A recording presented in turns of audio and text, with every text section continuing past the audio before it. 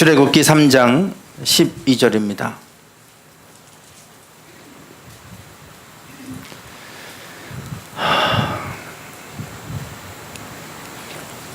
우리 함께 읽겠습니다. 하나님이 이르시되 내가 반드시 너와 함께 있으리라. 내가 그 백성을 애굽에서 인도하여 낸 후에 너희가 이 산에서 하나님을 섬기리니 이것이 내가 너를 보낸 증거니라. 아멘.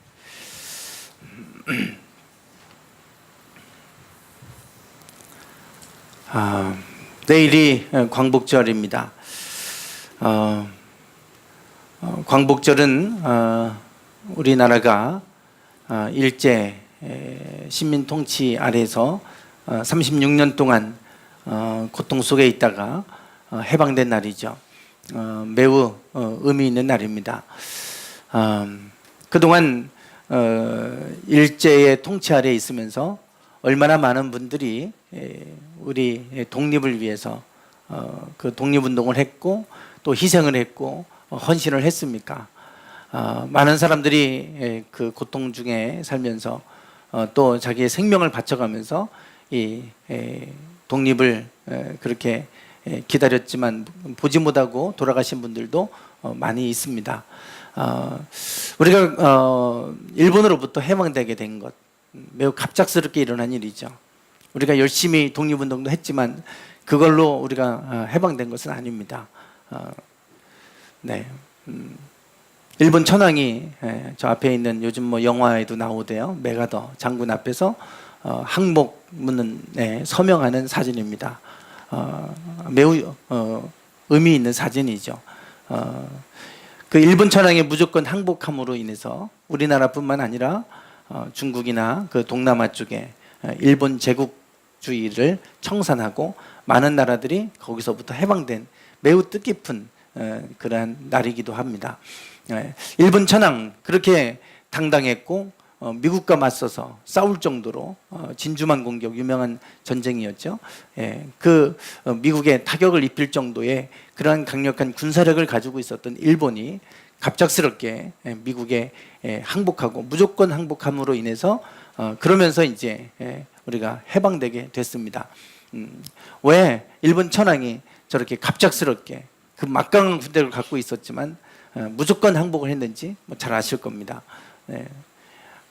미국이 일본의 히로시마와 나가사키에 두 발의 원자폭탄을 떨어뜨립니다. 떨어뜨렸을 때 이렇게 지금 도시 전체가 완전히 폐허가 된 이런 상황을 보면서 일본 천황은 무조건 항복하죠. 놀랐을 거예요.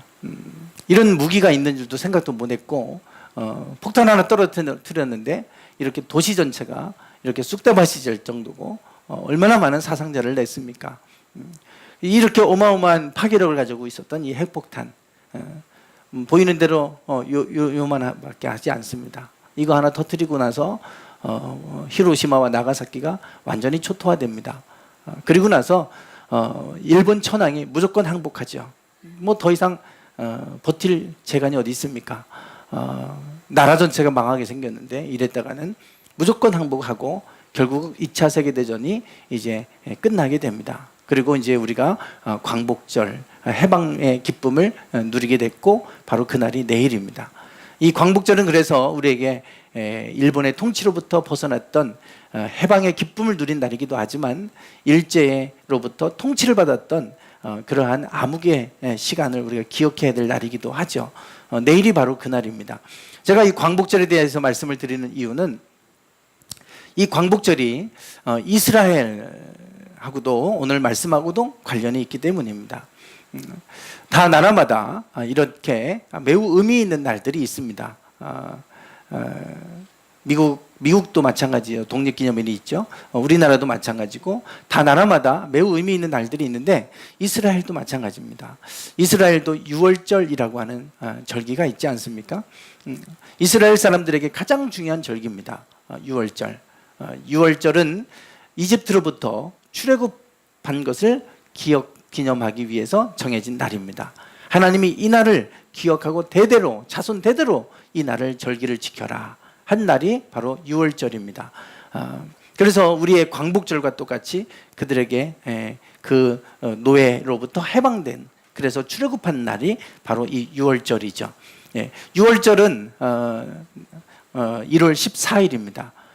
유대인 원력으로 1월 14일입니다. 그러면 우리나라 달력으로 하면 대략 한 4월 달에 닿습니다. 그래서 예수님이 6월절에 돌아가셨고 그리고 3일 만에 부활하셨죠. 부활절이 대개 4월 달, 4월 둘째 주나 셋째 주에 닿습니다. 그래서 유대인 원력으로 치면 1월 달이지만 우리 달력으로 양력으로 이렇게 이제 하면 대략 3월 마지막 주에서 아니면 4월 셋째 주까지, 이제 좀 유동적인데요. 대개 4월 둘째 주, 셋째 주에 닿습니다. 그 정도예요. 그러니까 6월절은 1월 14일입니다. 그런데 북이스라엘과 남유다, 솔로몬 이후로 나라가 두 동강 납니다. 우리나라처럼 남과 북으로 나눠지듯이 이스라엘도 북이스라엘, 남유다 이렇게 나눠집니다. 둘로 나눠지는데 나눠지고 나서 북이스라엘의 여로보암 왕이 남유다의 예루살렘으로, 사람들이 6월절을 지키기 위해서 예루살렘으로 가는 것을 막기 위해서 그들이 베델과 단이라고 하는 곳에 단을 쌓아놓고 금송아지를 만들어 놓고 여기가 이제 우리가 제사를 드려야 될 성소다, 그렇게 이제 장소를 그곳에 지정을 합니다. 그리고 나서 6월절 날짜를 바꿔버려요. 1월 14일을 날짜를 바꿉니다. 그 날짜가 언제일까요? 그 날짜가 언제일까요? 8월 15일이에요. 공교롭게도 8월 15일입니다. 그래서 북이스라엘의 6월절은 1월 14일이 아니라 자기들 마음대로 바꿔버리고 8월 15일로 바꿔요. 우리나라 광복절하고 똑같은 날로 바꿔버립니다. 그래서 이 우리나라 광복절하고 6월절이 참 어떤 연관성이 많이 있습니다. 이 6월절, 이 6월절 내에 이제 이스라엘이 그 바로로부터 출애굽하게 됩니다. 그런데 하나님이 떨기나무에서 모세에게 나타나셔서 너는 바로에게 가서 이제 이 백성을 보내라고 해라. 그러면서 하신 말씀이 뭐라고 얘기하냐면 지금 19절부터 20절 말씀입니다. 네, 한번 좀 읽어볼까요? 읽어보겠습니다. 출애굽기 3장 19절과 20절 같이 읽겠습니다. 시작.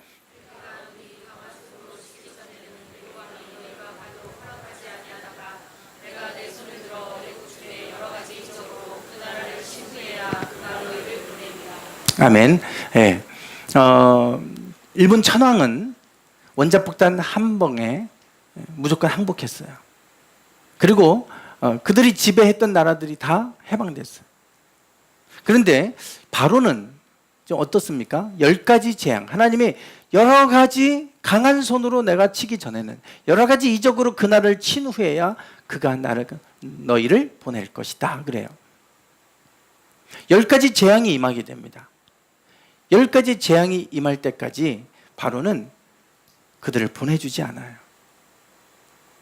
그래서 성경은 바로의 마음이 완악하다 이런 말을 씁니다. 얼마나 악한지 심히 약한 상태예요. 그래도 일본 천황은 그래도 그 한 방에 이거는 안 되겠다 항복을 하는데요, 바로는 항복을 하지 않습니다.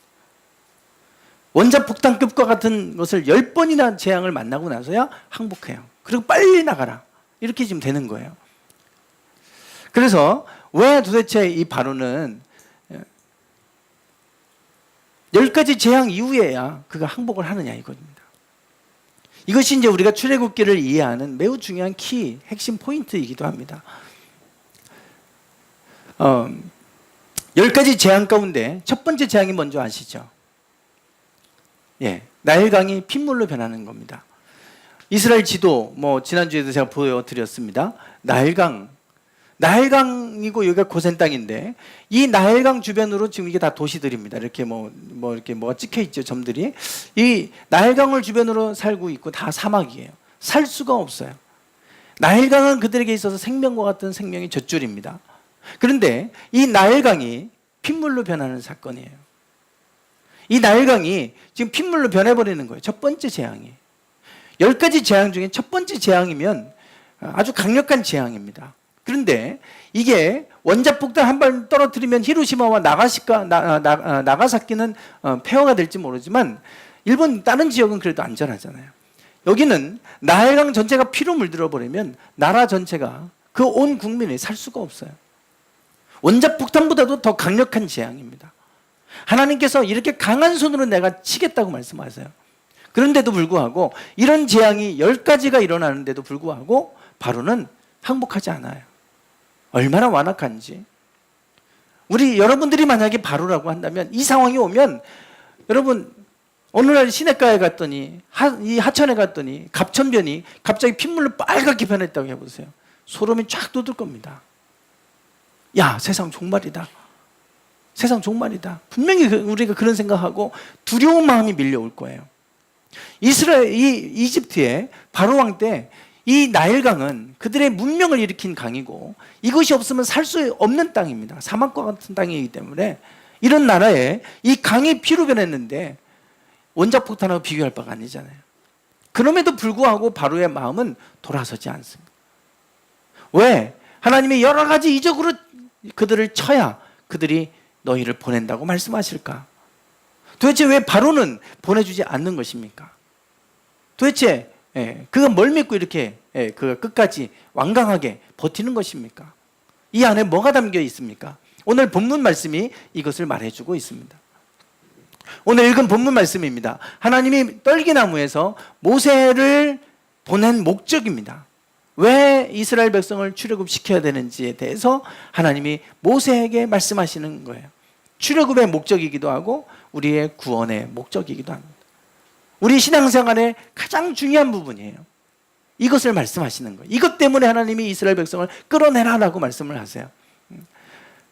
제가 수도 없이 강의할 때마다 제가 강조하는 게 이 말씀이고 또 계속해서 성경 공부를 하고 계속해서 강조하는 게 이겁니다. 왜냐하면 이것이 우리 신앙의 본질이기 때문에 이것 때문에 바로와 싸우는 거예요.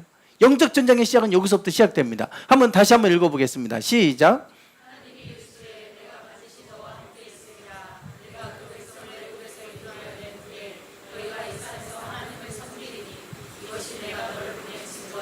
아멘. 네.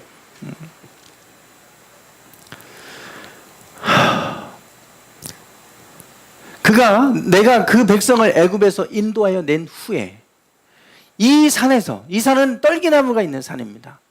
떨기나무에서 하나님을 만났죠. 이 산에서 너희가 하나님을 섬기게 될 것이다. 이 산이라고 하는 것은 시내산을 말합니다. 모세가 시내산에서 하나님을 떨기나무에서 만났고 그때 그들을 이끌어내서 이 시내산에 도착하게 될 텐데 이곳에서 너희가 하나님을 섬기게 될 것이다. 그러면 이것이 내가 너를 보낸 증거가 된다. 말씀하세요. 하나님이 이스라엘 백성을 애굽에서 탈출시킨 목적이 나옵니다. 그것은 하나님을 섬기게 하는 것입니다. 오늘 우리를 왜 하나님 구원하십니까? 왜 우리를 죄로부터 용서하셔서 구원해 내십니까? 이스라엘 백성들이 구원받은 이유는 그들이 잘해서 한 것 하나도 없습니다. 우리나라 마찬가지잖아요. 우리가 열심히 독립운동을 하고 노력을 해봤지만 그걸로 우리가 해방된 거 아니에요. 미국과 싸움에서 졌기 때문에 갑작스럽게 해방이 온 거예요. 이스라엘도 마찬가지입니다. 그들이 애굽 땅에서 하나님을 잘 섬기기 때문에 구원받은 게 아닙니다. 하나님의 은혜로 그들이 부르짖음을 들으시고 하나님이 그들을 구원해 내셨어요. 그런데 그 구원해 내실 때의 목적은 하나님을 섬기게 하는 데 있습니다. 이것 때문에 모세가 바로에게 갔고 바로는 이것을 못하게 하려고 끝까지 완강하게 버티는 거예요. 왜 10가지 재앙이, 이런 끔찍한 10가지 재앙이 그들에게 일어나고 있음에도 불구하고 바로는 그들을 보내주지 않느냐? 하나님을 섬기게 하는 것을 그들은 허용하지 않는 겁니다. 단지 그 백성을 보내는 차원이 아니라 하나님을 섬기게 하는 것을 막는 영적 전쟁의 시작입니다. 바로 왜 모세와 바로의 이 10가지 재앙과 싸움 안에는 뭐가 담겨 있냐면 하나님을 섬기는 것이 깔려 있어요. 그렇기 때문에 10가지 재앙 속에서 완강하게 버티는 겁니다. 자, 그러면 하나님을 섬기는 것이 도대체 무엇이길래 이렇게도 중요하게 우리에게 말씀하실까? 성경 3장 18절입니다. 하나님께서 모세에게 너 바로에게 가면 이렇게 얘기해라 라고 한 말씀이에요. 3장 18절 같이 읽어보겠습니다. 시작.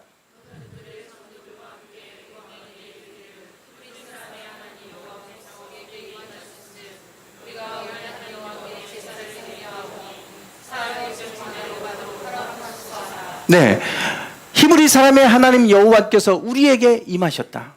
떨기나무 가운데 하나님 임하셨잖아요. 그리고 우리가 우리 하나님 여호와께 뭐 한다고요? 제사를 드려야 되니, 그러니 우리를 가도록 허락해 달라는 거예요. 우리가 광야로 가서, 광야는 신의 광야입니다. 신의 산이에요. 그곳에 가서 하나님을 섬기도록 허락해 달라는 건데, 그 섬긴다는 게 구체적으로 뭐냐면 제사를 드리는 거예요. 제사는 하나님을 예배하는 거죠. 워십입니다. 하나님을 찬양하고 경배하고 높여드리는 것이고, 또 우리 죄를 용서받기 위해서도 우리는 제사를 드려요. 이 제사를 드려야 되니 우리를 보내주십시오. 하나님을 섬긴다는 것은 하나님을 예배하는 것입니다. 모세와 바로가 싸우는 것은 바로 하나님을 예배하는 이 문제 가지고 싸우고 있는 거예요. 이게 영적 전쟁이에요. 이 영적 전쟁 때문에 모세는 바로와 10가지 재앙을 가지고 계속 밀당을 합니다. 밀고 당기고 하면서 영적 전쟁을 벌려요. 결국 마지막 10번째 재앙에서 이 바로가 항복하고 너희 가서 너희 하나님을 섬겨라, 그러고 보내줍니다. 단지 우리가 천왕은 한 방에 그냥 손을 들었어요. 이건 영적인 문제가 아니에요. 전쟁에서 졌기 때문에 항복하는 거예요. 이거는 그런 차원이 아닙니다. 영적인 문제예요. 우리가 하나님을 섬기느냐 섬기지 않느냐의 문제예요. 유일하신 하나님을 섬기는 그 히브리 민족, 그들이 하나님을 섬기는 이 문제 때문에 그들에게 지금 이런 영적 전쟁이 일어나고 있습니다. 이게 이제 모세와 바로와의 싸움의 과정이에요. 네, 이제 모세와 바로가 10가지 재앙을 가지고 싸우기 시작합니다. 물론 육체적인 싸움은 아닙니다. 재앙을 가지고 바로와 싸우는 여정이 이제 출애굽 여정에서 출애굽하기까지, 홍해를 건너기까지 모세와 바로 사이에 이와 같은 영적 전쟁의 여정이 시작됩니다.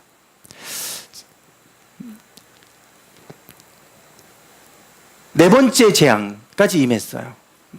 그랬더니 이제 바로가 모세를 부릅니다. 더 이상 못 버티겠는 거예요. 이제 세 번째까지는 버텼는데 네 번째 재앙이 임하니까 못 버티고 모세를 부릅니다. 그리고 8장 25절을 한번 보실까요? 네, 8장 25절입니다. 첫 번째 협상을 합니다. 한번 읽어보겠습니다. 시작.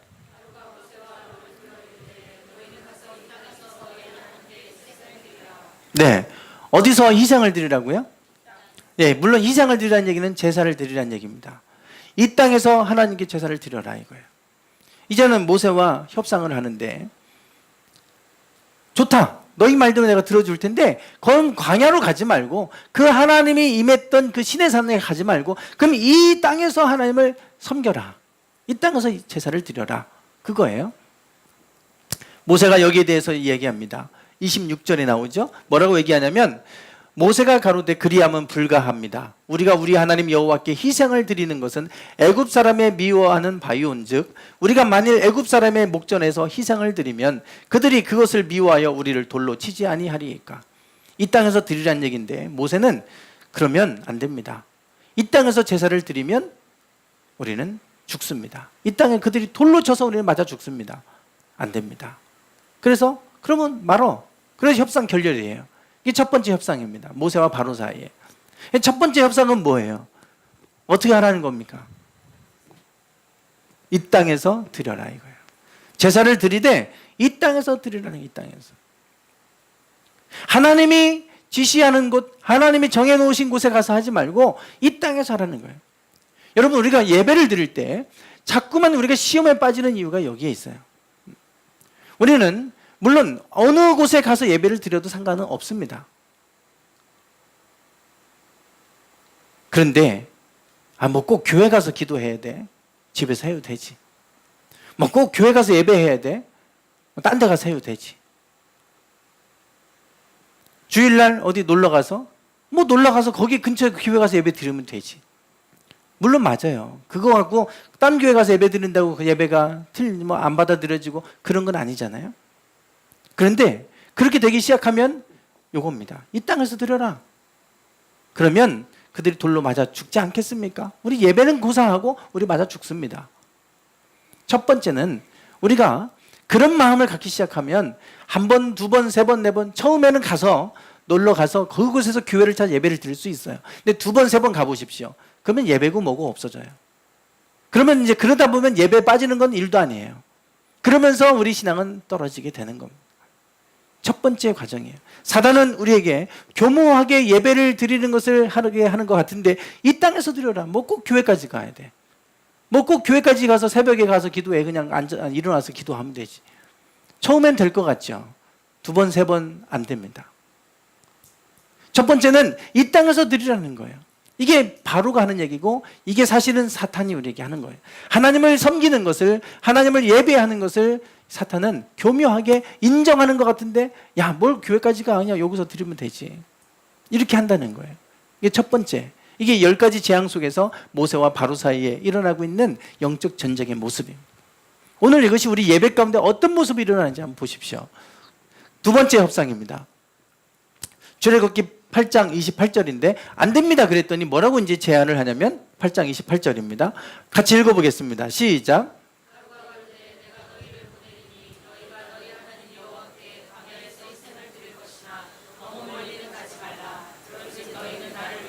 네, 좋다. 그러면 너희 말대로 가긴 가. 광야로 가긴 가는데 어떻게 하라고요? 너무 멀리는 가지 마라. 너무 멀리는 가지 말고 잠깐 가까운데 얼른 나갔다가 들어와서 다시 들어오라 이거예요. 하나님이 가야 될 곳, 사흘길이라고 하는 것은요, 사흘길쯤 광야로 가야 된다고 그러잖아요. 물론 지난번에 요르단의 선교사인 신태훈 선교사님 오셨을 때 제가 물어봤어요. 저는 거기 뭐 이집트를 안 가봤으니까 이게 사흘길쯤 광야로 가서 제사를 드려야 된다고 하는데 사흘길을 가면 시내산에 도착하는 여정이 됩니까?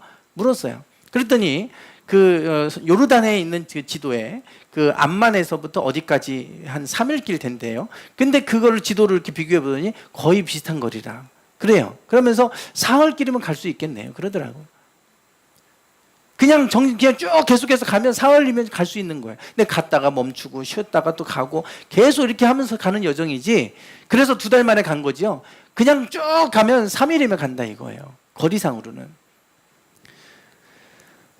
그렇게 뭐 거리상 먼 거리도 아니에요. 이스라엘 땅이라고 해봐야 강원도, 경기도 합친 것밖에 안 되는 그 작은 땅이니까요. 너무 멀리 가지 말라 이거예요. 너무 멀리 가지 마라. 아닙니다. 사흘이라고 길을 간다는 건 완전히 하나님 앞에 3이라는 건 완전수잖아요. 완전히 벗어나는 거예요. 그런데 저와 가긴 가는데 멀리는 가지 마라. 멀리. 이게 무슨 얘기입니까?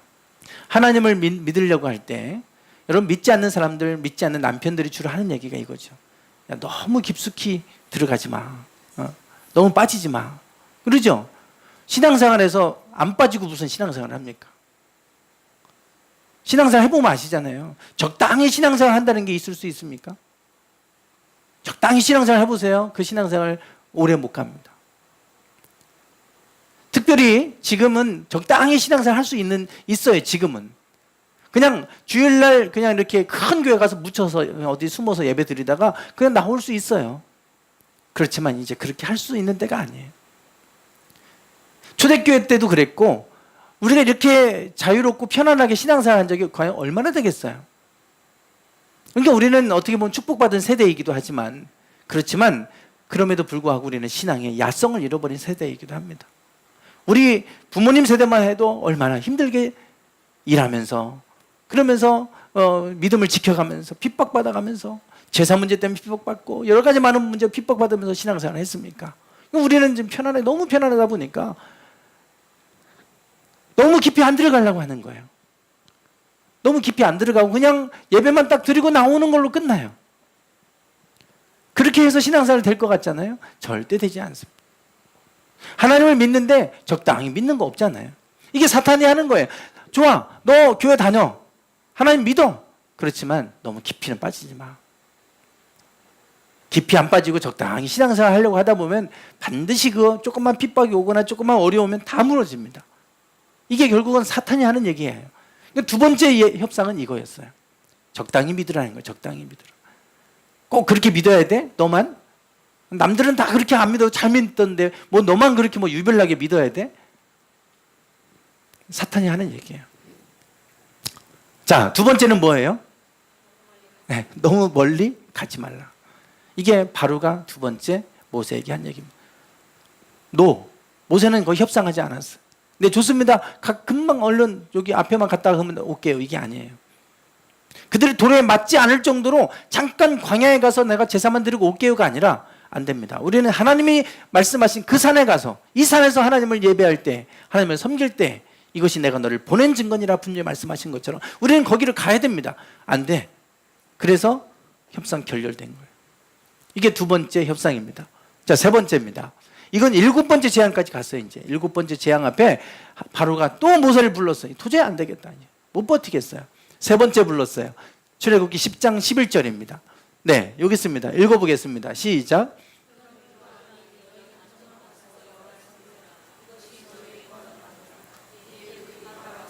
네, 이제는 그 일곱 번째 재앙 앞에 좋다. 너희 마음대로 그 사흘길쯤 가서 제사를 드리는 거 좋아. 그런데 누구만 가요? 남정만 가라 이거예요. 남정만 가라는 얘기는 남자 장정만 가라는 얘기입니다. 남자만 가라는 것도 아니에요. 어린아이 18세 이하 성인이 되지 않은 아이들은 아니에요. 우리가 보통 이 성경에서 사람 숫자 치면 남자 성인만 이제 숫자에 치고 하기 때문에 옛날엔 그랬잖아요. 그래서 60만이 나왔다 그러면 한 200만 정도라고 우리가 이제 얘기를 하는데 남자 장정만 가서 여호와를 섬겨라 이거예요. 여자와 아이들은 두고 가라 이겁니다. 남자 성인만 대표로 가서 예배를 드리고 와라 이거예요. 하나님을 섬겨라. 많이 들어본 얘기 하시잖아요. 괜히 애들 끌고 나까지 데려가려고 하지 말고 너만 잘 다녀. 너만 다녀, 너만. 대표로 우리 집에 너만 대표로 다녀. 이런 얘기 하잖아요. 이게 똑같이 사단이 하는 얘기예요. 바로가 이미 이게 몇 년 전이에요. 지금 모세니까. 몇 년입니까? 3,500년 전 얘기입니다. 3,500년 전이나 지금이나 똑같아요. 사탄이 하는 얘기는 똑같습니다. 하나님을 섬기는 거에는 똑같아요. 괜히 나까지 끌고 가려고 하지 말고 너만 잘 믿어. 그냥 내가 너를 간섭 안 할 테니까 너만 믿어. 너만. 이게 일곱 번째 재앙 앞에 바로가 한 얘기입니다. 이제는 들어주긴 들어주는데 다 데려가고 온전히 아니라 좋아. 남자 장정만 가라 이거예요. 이게 세 번째. 자, 세 번째는 뭐라고요? 네, 장정만 가서 섬겨라. 그런데 이게 하나님 원하시는 거 아닙니다. 그러니까 우리는 여기에 만족하시면 안 돼요. 그래서 여러분 품은 사람들 거기다가 여러분만 나만 잘 다니면 되지. 그걸 만족하시면 안 되고요. 여러분 가족들의 사람들이 다 하나님 온전히 예배하기를 원하시잖아요. 이걸로 만족하시면 안 된다니까요. 나만 그래도 내가 허락받았으면 나만 잘 다니게 해주는 것도 감사하지. 물론 감사한 일인데 그걸로 끝나면 안 된다는 이거예요. 바로가 하는 얘기는 좋아 그럼 너만 대표로 가서 예배하고 와라 이겁니다. 네 번째입니다. 아홉 번째 재앙이에요. 아홉 번째 재앙. 뭐 재앙 얘기까지는 다 지금 우리 안 하고 지금 이 모세와 바로와의 영적 전쟁의 여정만 지금 보는 겁니다. 10장 24절과 25절에 나와 있어요. 10장 24절과 25절. 한번 읽어보겠습니다. 시작.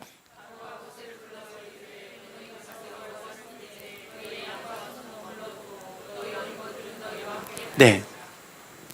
자, 이제는 아홉 번째 재앙 앞에서 또 모세를 불러서 좋다. 너희의 요구대로 그러면 어린애들도 데려가라 이거예요. 어린아이까지 다 데려가라. 그러나 뭘 두고 가라? 양과 수는 머물러 두고 어린 것들은 너희와 함께 갈지어다. 그런데 모세는 여기에 대해서도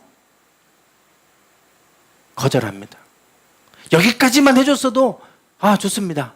그리고 나가야 되잖아요. 노예에서 해방시켜준다는데 다 데리고 나가라는데 다만 양과 소는 머물러 두고 가라는데 그러면 여기에 만족하고 갈 수 있잖아요. 그런데 이게 마지막 협상이에요. 마지막 협상. 그런데 모세는 여기에 대해서 말합니다. 모세가 가로되 왕이라도 우리 하나님 여호와께 드릴 희생과 번제물을 우리에게 주어야 하겠고 양과 소를 데리고 가야 되겠다 이거예요. 왜 필요합니까? 하나님께 드릴 희생 제물 때문에. 제사를 드리는데 제물 없이 무슨 제사를 드립니까? 단만 쌓아놓고 그냥 하나님만 이름만 부르면 되나요? 제사를 드리려면 제물이 있어야 되잖아요. 그런데 이 제물을 안 주고 가서 제사를 하는 거예요. 출애굽은 할 수 있을지 모르지만 제사가 안 되잖아요. 애굽에서 단지 해방돼서 노예로 풀려나는 것 자체가 목적이라면 이거 없어도 그냥 오케이 하고 나와야 돼요. 그러나 하나님의 출애굽시키는 목적은 그것이 아니에요. 하나님을 섬기게 하는 데 있습니다. 그러려면 하나님 앞에 섬기려면 제물이 필요하잖아요. 양과 수가 우리는 있어야 돼요. 그 양과 수가 있어야 되는데 하나님께 드릴 희생과 번제물을 우리에게 주셔야 됩니다. 안 된다. 그래서 또 협상 결렬되는 거예요. 이게 9번째까지입니다. 마지막 10번째 재앙, 첫 번째 아들 장자를 이제 걷어가시잖아요. 9번째가 뭐였죠? 아니, 4번째가 양과 소는 두고 가라. 양과 소는 두고 가라. 마지막 예배의 온전한 예배는 뭐를 통해 나타납니까? 제물을 통해. 마지막 단계가 이거예요. 마지막 단계. 우리가 말하는 소위 말하는 헌금이라는 거 하는 거죠. 교회 가는 건 좋은데 헌금은 갖다 내지 마. 그러잖아요. 헌금하지 마. 헌금. 너 몰래 헌금했다면 가만 안 둬. 막 협박을 하고 막 이런 분들 있죠. 하나님께 드리는 예물 없이 무슨 제사가 되겠어요? 이게 마지막 단계 시험이에요. 마지막 단계 시험. 예배 드리는 것 좋습니다. 그러나 하나님 원하시는 온전한 제사는 여기까지예요. 여기까지. 하나씩 지금 자꾸 이렇게 인정해주고 예배드리도록 섬기도록 허락하는 것 같은데 온전한 제사가 아니에요. 여태까지는. 그냥 모세는 다 거절한 거예요. 온전한 제사는 여기까지입니다. 여기까지. 이것도 모세가 안 돼. 양과 소는 두고 가. 그건 허락 못해. 그래서 마지막 10번째 재앙이 온 거고 10번째 재앙으로 인해서 결국 첫 번째 장자의 생명을 하나님 걷어가세요. 걷어가세요. 그때서야 비로소 이제 바로가 항복합니다. 항복하고 이제 모세와 아론을 불러서 얘기하죠. 자, 너희와 이스라엘 자손은 일어나 내 백성 가운데 떠나 너희의 말대로 가서 여호와를 섬겨라 이거예요. 마지막 10번째 재앙 첫 번째 아들을 다 데려가시고 나니까 그때서 항복하고 너희의 말대로 가서 여호와를 섬기라 이거예요. 너희 말대로 여호와를 섬겨라.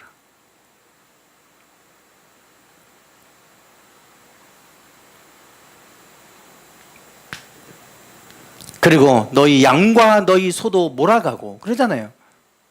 그리고 나를 위하여 축복하라. 오히려 나를 좀 위해 축복해달라 그러고 보내는 거예요. 지금 너희 양과 소를 몰아가라.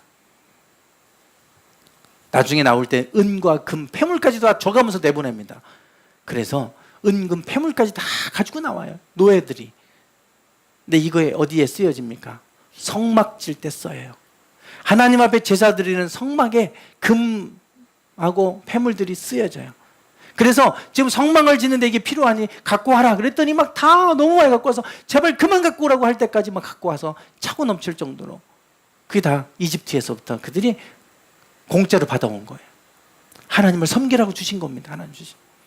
여러분, 하나님께서 우리에게 물질의 축복을 주셨다면 나 혼자 배불리 잘 먹고 잘 살라고 주신 거 아니에요. 하나님을 섬기라고 주시는 거예요. 하나님을 섬기도록 우리에게 시간을 주시는 거고 물질을 주시는 거고 건강을 주시는 거고 우리를 구원한 목적도 하나님을 섬기는 데 있어요. 내가 이것을 통해서 과연 하나님을 어떻게 섬길 수 있을까?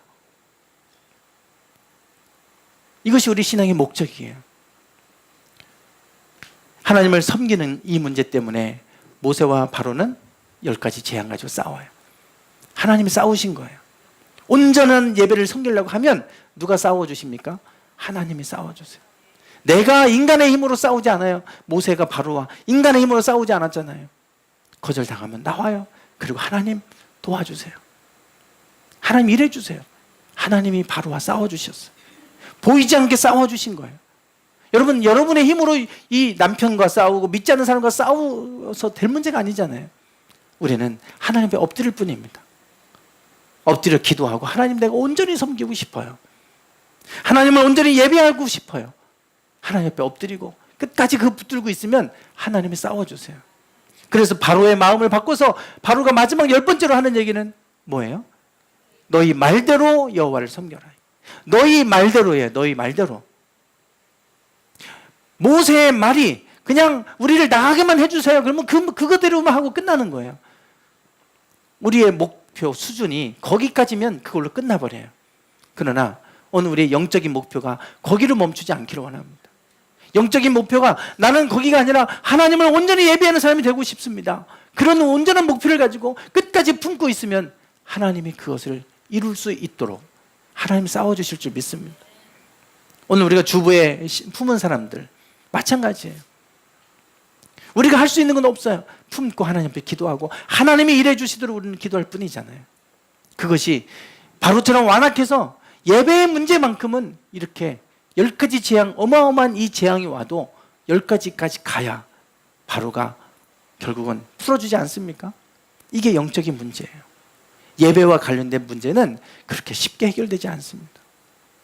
예배와 관련된 문제는 이런 영적 전쟁의 여정이 있는 거예요. 여러분 가정에서 여러분 신앙의 일대가 되시는 분들은 이런 영적의 과정들을 겪으실 겁니다. 그렇지만 그 자손들은 그로 인해서 너무 편안하게 신앙생활을 할 수 있고 그로 인해 하나님 축복을 누려요. 축복을 누려요. 제가 그거를 경험해요.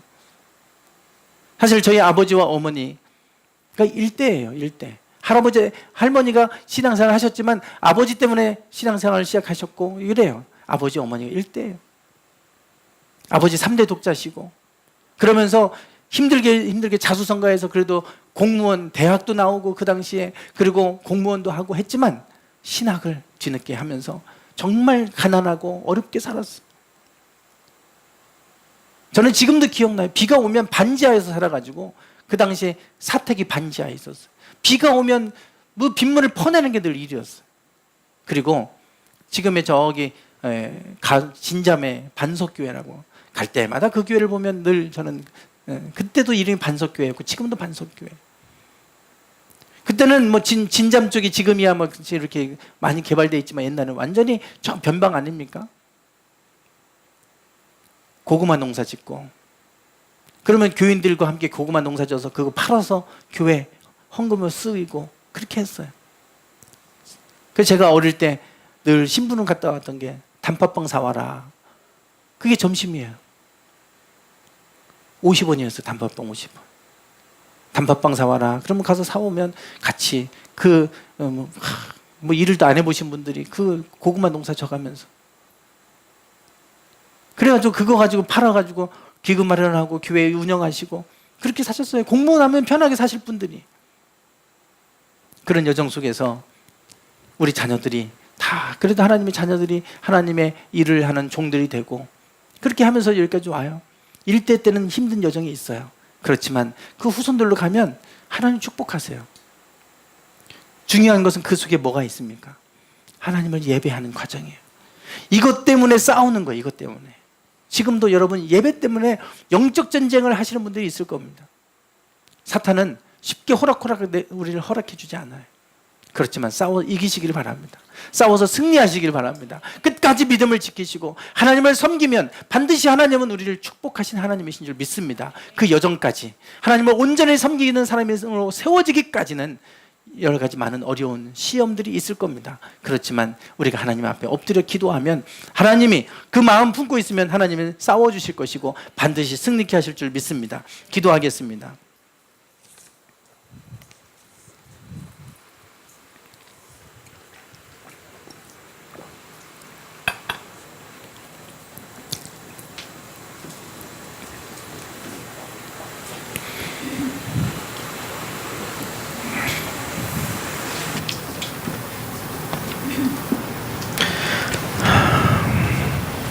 하나님께서 이스라엘 백성들을 출애굽시키신 목적은 하나님을 섬기게 하는 데 있습니다. 오늘 우리가 하나님을 섬기되 오늘 우리는 어떤 모습으로 하나님을 섬기고 있습니까? 하나님을 온전히 섬기는 삶이 되기를 원합니다. 바로가 모세에게 하나님을 섬기는 것을 허락하되 부분적으로 허락하는 모습들을 봅니다. 그것들이 영적 전쟁의 여정입니다. 하나님, 오늘 우리의 삶 속에서 부분적인 예배자의 삶 가운데 만족하지 않게 하시고 온전한 예배 가운데 나갈 수 있도록 그 뜻을 품게 하여 주시옵소서.